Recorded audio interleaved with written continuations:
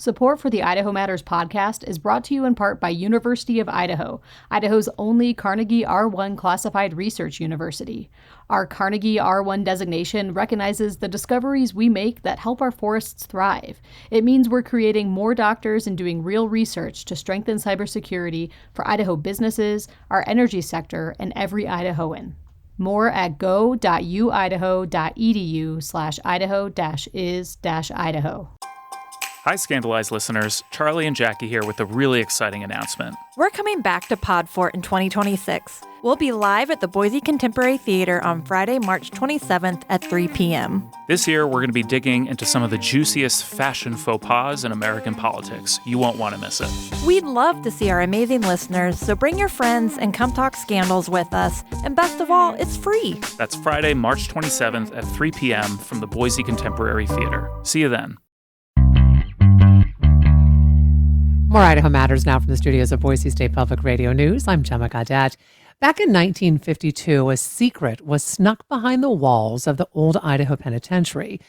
This was no normal secret. It couldn't be well hidden. It couldn't be traded because it was a cat, one that would later become known as Dennis. And now his story is being told in the new book. Dennis the Cat was here. So joining us to talk more about this story are the book's two illustrators, Susan Lassiter and Veiko Valencia, along with Samuel Anderson, Research and Education Coordinator at the Old Idaho Pen.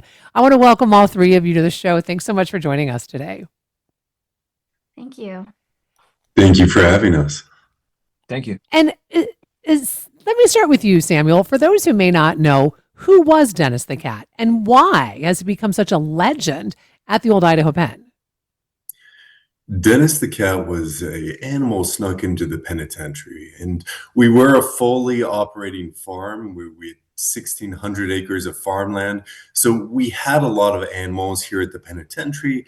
But what makes Dennis so special is he was recreational. The prisoners loved him, the guards loved him. He had free reign over the prison, and he was able to touch a lot of people's lives during the 16 years that he lived here at the site.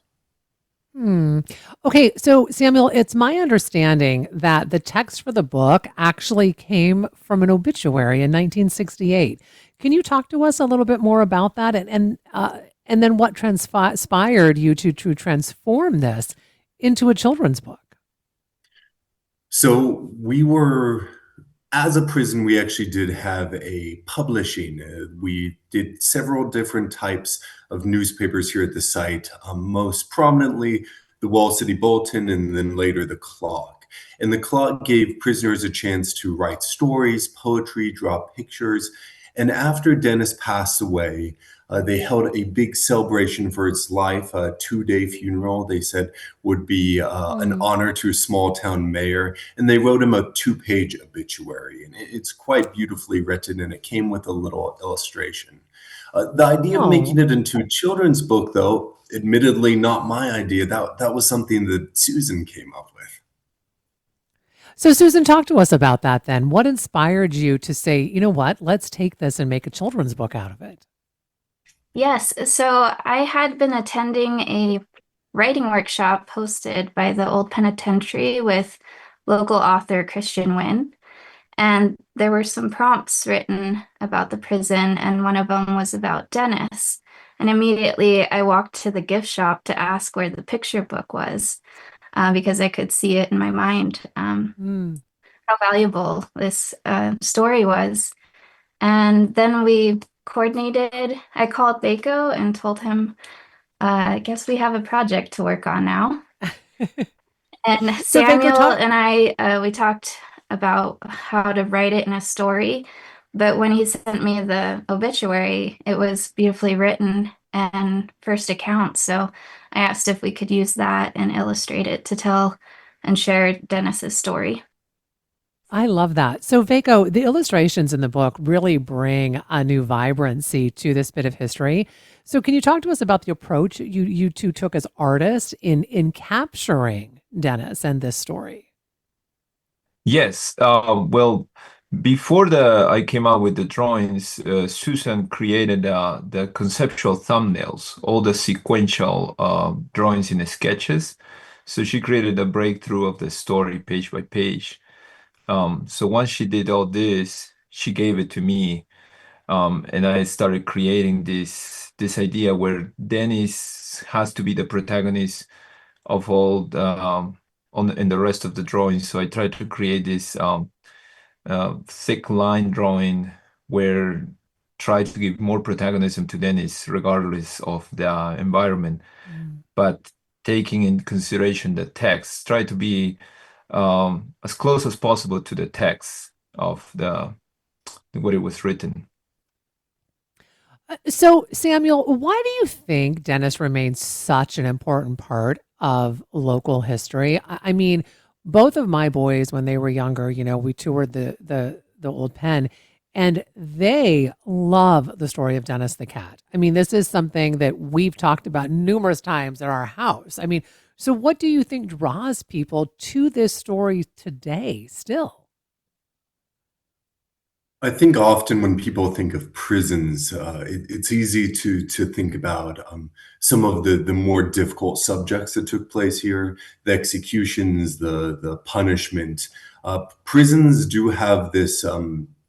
There's a little bit of some heavy material that comes with that, and so to have a moment in the prison that is so touching, that is so heartwarming, I think speaks to a lot of people. Many people have animals. I'm an animal lover.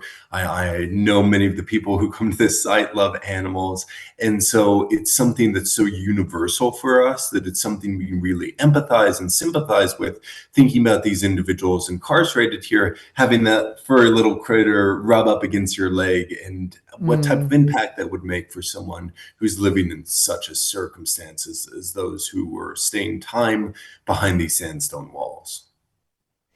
Susan, what was it like creatively to illustrate, a real place and real events?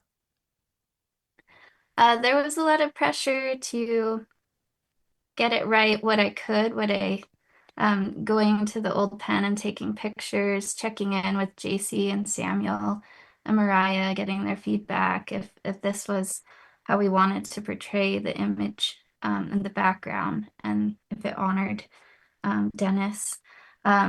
Also, the colors, after Bako did the line work, gave it back to me, and I added all the coloring, and that added some of the emotion, especially towards the end of the book, how it went grayscale. And then vibrant again. And Samuel, I'm assuming folks can get the book at the old penitentiary, and so where can they get it? And what are you hoping, that kids in particular take away from this? Absolutely, yes. You can definitely buy the book here as well as many other Dennis merchandise. Every year we do an event, Dennis the Cat Day, and it's this great big celebration, and it has a huge draw. And that book is going to be a hot feature of this year's Dennis the Cat Day. I think for children especially, I think it gives them a good opportunity to think about prisons and think about people in those circumstances, and think about compassion and be able to relate to those who may be in very different life circumstances to them, and yet they still have this common ground. Well, I want to thank all of you so much for taking time to talk with us today. We've been speaking with Susan Lassiter and Veiko Valencia, the illustrators of Dennis the Cat was here, along with Samuel Anderson, Research and Education Coordinator at the Old Idaho Penitentiary, talking about the story of Dennis the Cat and his time at the old pen. Thanks so much for listening to this episode of Idaho Matters. And for quick news of the day, start your mornings with our podcast. It's called The Connector, Idaho Daily News. If you're really enjoying this show, a quick rating or review on Apple or Spotify really helps other folks discover us, and we'd appreciate it.